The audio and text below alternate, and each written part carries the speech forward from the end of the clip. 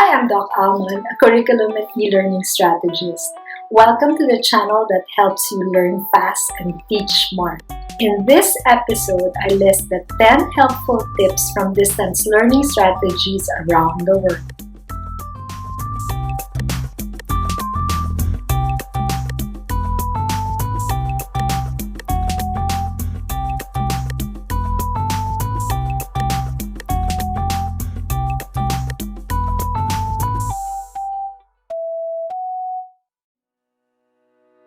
Approximately 1.6 billion students in over 190 countries in all continents were displaced from schools and other physical learning spaces. This is the largest disruption to education in the history of the world. Since April, organizations like the UNICEF, UNESCO, and the World Bank have been collecting and releasing data about remote learning strategies around the world. There's so much information out there. I'm going to share with you some of the links that you might want to look at. I'll have to warn you though that the resources are quite dense. You might have to read through long text and even analyze graphs and charts. So, instead of doing that, why don't you just tune into this video and find out what are the best ways for education to survive the pandemic? In no particular order. Tip 1. Apply e-learning if and when possible. Most countries around the world used online learning as part of their strategy. This was true even for developing countries in Central Asia and Africa. It wasn't surprising that countries depended a lot on online learning. However, there were those who avoided e-learning altogether because of their lack of resources. Generally, most countries recognize the importance of e-learning. Tip 2. Combine learning delivery modes. In most countries around the world, aside from e-learning, they apply other delivery modes such as TV, print, and radio. All these can contribute to a strong distance learning strategy. Tip 3. Customize strategies based on the needs of your learners. Strategies are not just country-specific, but also nuanced in terms of what your learners need. Primary and basic education students are often prioritized in terms of time and duration of educational programs. In other words, when it comes to strategy, there is no one-size-fits-all. Tip 4. Give special attention to students from vulnerable populations. Students with special needs require special attention. Countries apply strategies that are inclusive of all types of learners. These include those with physical and learning challenges. Learning packages are translated in as many languages as needed. Most strategies support students with or without connectivity. Tip 5. Collaborate to strengthen your distance learning strategies. Educational sectors were helped by other sectors in society. Government agencies involved with ICT provided help desks to troubleshoot tech issues. The private sector also did its part by offering free gadgets and internet connection to students. Multinational organizations like the UN, the World Bank, the Asian Development Bank gave financial and technical assistance for distance learning. Parents collaborated with teachers as they stepped in as principal and auxiliary instructors to their own children. Countries like Chile and Tunisia were generous enough to offer their online resources to their neighboring countries. Tip 6. Adapt the curriculum to distance learning. Countries immediately shifted to distance learning once COVID-19 lockdown started. This change came with a reduction in learning content and the number of subjects. Schools were also given the freedom to change the scope of their courses. A good learning strategy is both flexible and reasonable. How can we expect the same kind of learning to occur when we can provide the same learning environment to our students? Let's aim for understanding over coverage. Let's prioritize quality over quantity. Tip 7. Adjust learning assessments. The pandemic made it very difficult to do learning assessments. Some countries continued with modified versions of their major nationwide exams. Others decided to postpone them indefinitely. There were some schools that allowed the averaging of student performance in previous face-to-face classes. Even in the Philippines, numeric grades were replaced with pass or fail status. Why should we limit learning assessments to our tried and tested ways when we can't even provide the same kind of learning environment to our students? This new normal requires us to rethink how we can measure and evaluate learning. Tip 8. Make full use of social media. Aside from learning platforms and applications, social media were highly utilized by various governments.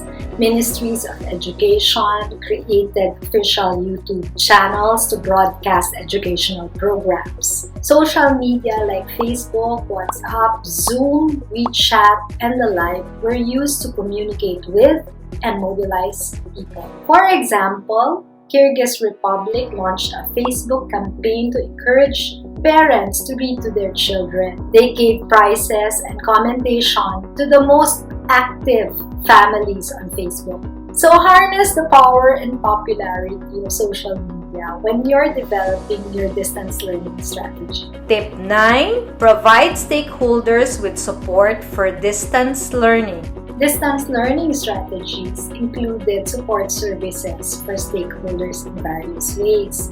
There were IT help desks, psychosocial counseling, teacher training, and help desks for students and parents with education-related concerns. Some schools encouraged faculty members to monitor their students as well as their families. Much of the support went beyond the scope of education and into the real situations that surrounded COVID-19. You must remember that learning does not happen in a vacuum. For distance learning to succeed, we have to address the pressing concerns of our students and their families. Tip 10. Use technology to enhance learning. I'm most excited to share this tip among all of the tips I've shared so far. Limits imposed by the pandemic sparked innovation. In Peru, students were given free tablets equipped with Wi-Fi connection. Gadgets that were sent to places without electricity were equipped with solar-powered batteries. Our new normal of learning has shed light to existing innovation, allowing distance education. For example, Loon balloons are currently flying over countries like Kenya to provide internet connection to remote areas. The balloon-powered internet idea was born in 2011 using a weather balloon and some radio parts. Since then, the Loon has connected isolated communities. It has also provided emergency connectivity to people during the 2017 flooding of Peru, the 2017 Hurricane Maria in Puerto Rico, the 2019 earthquake in Peru, and now the COVID-19 pandemic across the world. I also discovered exciting technologies that bridge the digital divide. First, there's Colibri, a free offline app that doesn't require the internet. It runs on various devices and makes education available to low-resource communities such as rural schools, refugee camps, orphanages, non-formal school systems, and prison systems. This initiative was started by Khan Academy interns who wanted to expand the reach of free educational materials to children everywhere. Then there's Rumi, which similarly offers students free access to quality learning materials offline. The platform can be accessed through a website or the Rumi app.